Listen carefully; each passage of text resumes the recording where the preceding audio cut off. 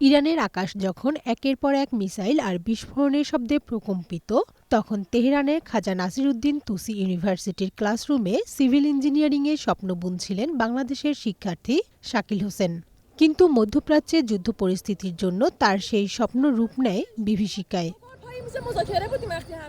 গত ২৮ ফেব্রুয়ারি থেকে এক রুদ্ধশ্বাস লড়াই শুরু করেন শাকিল। টানা ২১ দিন উৎকণ্ঠা, ইন্টারনেটহীন বিচ্ছিন্ন পৃথিবী আর কনকনে শীতের মাঝে আস্তারা সীমান্তে কাটাতে হয়েছে নির্ঘুম রাত।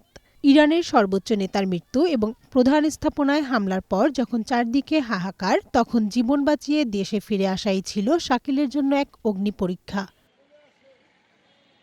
অবশেষে গত ২১ মার্চ রাতে বিশেষ বিমানে প্রিয় মাতৃভূমিতে পা রাখেন শাকিল। বর্তমানে ফরিদপুরের বোয়ালমারীর নিজ বাড়িতে নিরাপদ আশ্রয়ে থাকলেও স্বস্তির আড়ালে লুকিয়ে আছে এক দীর্ঘশ্বাস।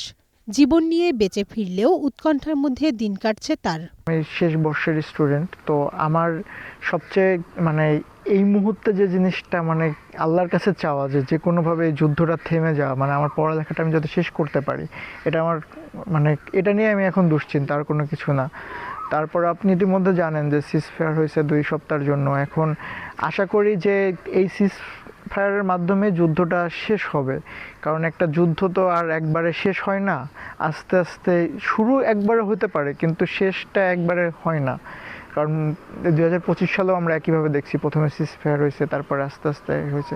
তো আমরা চাই যে এটা তো অ্যাকচুয়ালি যুদ্ধটা তো পুরো বিশ্বের জন্য একটা ক্ষতিকর। সারা বিশ্বের আপনার জ্বালানি ব্যবস্থার সংকট পড়ে গেছে, কোথাও পাওয়া যাচ্ছে না, বা ঊর্ধ্বগতি সব কিছু মিলায় এই যুদ্ধটা যে কোনোভাবে হোক এটা থেমে যাক, বা পৃথিবীর সব মানুষ ভালো থাকুক, এটাই আমার চাওয়া। যুদ্ধের সময় আটকা পড়েছিল, তখন আমরা বাড়ির সবাই খানাপিনা ছেড়ে দিয়েছিলাম, চিন্তিত ছিলাম। তখন আমাদের খুব চিন্তা হচ্ছিল কি হয়, কখন হাজার হাজার লোক মারা যাচ্ছে, আমার ভাইস্তে তখন কি করছে ওখানে। তখন আমরা বাড়িতে আমাদের রান্নাবান্না বন্ধ হয়ে গেছে, তখন আমরা খুব চিন্তায় ছিলাম। এরই মধ্যে সরকার যখন বিশেষ ফ্লাইটে তাদের ১৮৬ জন ছাত্রকে বাংলাদেশে নিয়ে আসে, তখন আমরা খুব আনন্দিত এবং সরকারকে আমরা খুব ধন্যবাদ জানাই যে সরকার আমার ভাইস্তে সহ ১৮৬ জনকে বাংলাদেশে এনেছেন। শাকিল সুস্থভাবে দেশে ফিরে আসায় তার নিজ এলাকাতেও ফিরেছে স্বস্তি।